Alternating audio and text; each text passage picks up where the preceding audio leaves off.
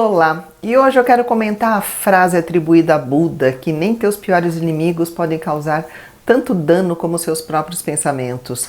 E aí a gente pode pensar em auto-boicote, pode pensar em pensamentos disfuncionais, em pensamentos automáticos, e é o que eu quero falar um pouquinho hoje, sobre como a nossa cabeça automaticamente vem com algumas ideias, algumas suposições, e como isso pode atrapalhar a gente. Sou Marisa de Abreu, sou psicóloga, estou aqui para falar dessas questões do nosso comportamento, do nosso sentimento, questões que o psicólogo trabalha em psicoterapia. Eu mesma não atendo, mas apresento meu site, tem uma equipe bacana, você pode pegar as informações aqui ou pelo WhatsApp também. Fica à vontade, vai ser muito bem recebido. Então vamos lá, tem algumas frases que eu peguei atribuídas a Buda e como a gente diz, hoje em dia a gente não sabe mais, né, quem disse o quê, se às vezes as coisas se repetem, são colocados autores aí aleatoriamente, mas são frases que têm bastante fundamento, né, são três, a segunda que eu anotei aqui é: em nossas vidas, a mudança é inevitável, a perda é inevitável. A felicidade reside na nossa adaptabilidade em sobreviver a isso tudo. E como é que a gente sobrevive a mudanças e a perdas? Conforme o que você pensa dessas coisas, conforme você consegue concluir a seu respeito, a respeito do mundo, conforme as coisas vão acontecendo. E a última, que a paz vem de dentro de você, não procure a sua volta, ou seja, quem pode te mudar, quem pode fazer você ser diferente é você mesmo. Claro que a gente tem ajuda, como eu falo sempre da psicoterapia, o psicólogo pode ser um agente sim, para te conduzir, para ajudar nessas mudanças, no crescimento, para a gente ter uma cabeça mais leve, né, e funcionando melhor. Mas o trabalho é sempre seu, né, o esforço é sempre seu.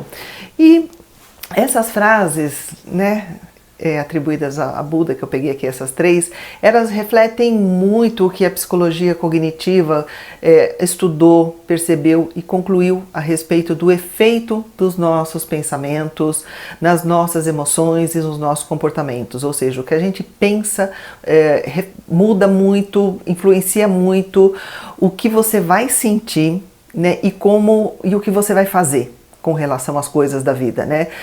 As nossas reflexões, né? As nossas percepções, as nossas conclusões sobre a gente mesmo, sobre os outros, sobre o mundo, tudo isso determina de uma forma assim muito forte como a gente vai se sentir, né? Como vai estar o nosso estado de humor, se a gente vai estar bem, vai estar leve, vai estar feliz, vai estar triste, vai estar chateado, com o que a gente vai se irritar, com o que a gente vai se alegrar, né? E a nossa disposição de fazer alguma coisa influencia fortemente o que você vai ter vontade de fazer e o que você vai ter ânimo e motivação, né, para fazer, para realizar, para reagir, ou para deixar para trás, para deixar para lá, enfim, né, o quanto que você simpatiza com uma pessoa ou não, o quanto que você antipatiza ela logo de cara, às vezes não é logo de cara, às vezes a pessoa fala alguma coisa e a pessoa já fica, né, toda transtornada. E isso me faz lembrar de uma situação que eu passei ontem, que eu vi, né, eu presenciei uma situação de uma pessoa sendo extremamente gentil com a outra, muito gentil, muito carinhosa. Só que essa outra pessoa estava dando a impressão de que ela não estava acostumada a receber aquele carinho, ela estava estranhando demais aquela gentileza, né? Aquele tratar bem, aquelas palavras doces. E a percepção dela foi muito contaminada com o pensamento de que aquela pessoa estava sendo falsa, né? Ela fala: ah, não, você falando desse jeito aí, está sendo falsa. E o resultado dessa história aí foi uma grande oposição, foi um comportamento bastante agressivo dessa pessoa, chegando a gritos, a ofensas, né? E o serviço que ela foi procurar ali naquele lugar, ela não conseguiu, não foi realizado porque ela se irritou loucamente. E se você for conversar com essa pessoa, ela vai te contar a versão dela, né, dando todos os argumentos de por que aquela pessoa, né, foi falsa com ela, falou de um jeito inapropriado, sendo que a pessoa estava sendo gentil. Então você percebe que o conteúdo que essa pessoa tem, né, o que veio na cabeça dela, o que ela percebeu, o que ela concluiu a respeito dessa outra pessoa, mudou o dia dela, acabou com o dia dela e acabou com o dia de quem estava ali perto assistindo também, porque foi desagradável, foi chato, né? E os nossos pensamentos, ele não vem do nada, não vem do, né? São conclusões que a pessoa tem por base o que ela viveu, né? Se ela passou por algum trauma. Os traumas influenciam muito tudo que você vai perceber e concluir daí para frente. Se tiver algum gatilho, se tiver alguma coisa que te faz lembrar, que te associa de alguma forma àquela situação traumática que você já viveu. É baseado na nossa cultura, o que você está aprendendo num local e num momento histórico, né? Porque a cultura vai mudando conforme o tempo passa, muita coisa se aprende a mais, muita coisa parece que piora, mas enfim, mas conforme o lugar e conforme a época, conforme o que você vai aprendendo em termos culturais, também te influencia no que você vai pensar, no que você vai concluir a respeito das outras coisas, né? As suas ansiedades, as suas depressões, tudo isso faz o teu pensamento ir por caminhos que podem não ser muito funcionais, que pode te atrapalhar, que pode fazer você ter uma vida mais sofrida e desnecessariamente, com toda certeza, né? Só que esses pensamentos, eles podem ser observados. Você pode fazer uma reflexão a respeito de como tua cabeça está funcionando, o que te vem na cabeça, né? Você pode entender esses pensamentos, você pode ir buscar de onde que ele veio, por que está acontecendo, por que tua cabeça funciona desse jeito. E com algum esforço, né? Vai precisar de algum esforço, né? Você pode trabalhar esse pensamento e transformar em alguma coisa mais funcional, só que ainda verdadeira. E eu tô falando isso por quê? Porque não se trata de pensamento positivo, de implantar pensamento positivo. Não pensa positivamente, a pessoa tá te tratando bem porque ela é uma pessoa dócil, uma pessoa que quer lidar bem. Não, você precisa entender você, o seu pensamento. É aquela coisa, a paz vem de dentro de você. Você precisa buscar lá dentro da onde que vem esse conflito, da onde que vem essa dificuldade de lidar com uma coisa que é claramente boa para todo mundo, só que nesse exemplo que eu dei, né?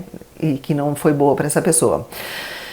E a forma que a pessoa foi educada também influencia bastante, né? Muito dos pensamentos disfuncionais que ela tem, às vezes, a seu próprio respeito. Uma pessoa que foi ensinada a sempre se calar, a nunca falar o que ela quer, o que ela precisa, as opiniões dela, que foi sempre assim, não, fica quieta, não, pera lá, ou por superproteção, ou por isolamento mesmo, por desprezo, enfim. Uma pessoa que foi criada desse jeito, ela passa uma vida, né, achando que ela vale menos, que ela importa menos do que os outros. E ela passa uma vida sem expressar o que ela quer, sem se colocar, sem se dar valor, né, e sem ir atrás do que ela precisa, do que é bom para ela. Porque ela conclui que para ela não tem vez, ela não tem vez. A vez é sempre do outro, o outro é sempre mais importante, e ela se coloca para trás, né? Tá vendo? O auto-boicote. Uma pessoa que tenha se sentindo abandonada, num outro exemplo, né, em algum momento de vida, ou porque os pais trabalhavam muito, ou porque os pais eram ausentes emocionalmente, eram só presentes fisicamente, ou porque teve algum falecimento, ou separação, ou ela passou por algum rompimento em algum relacionamento que foi bastante dolorido.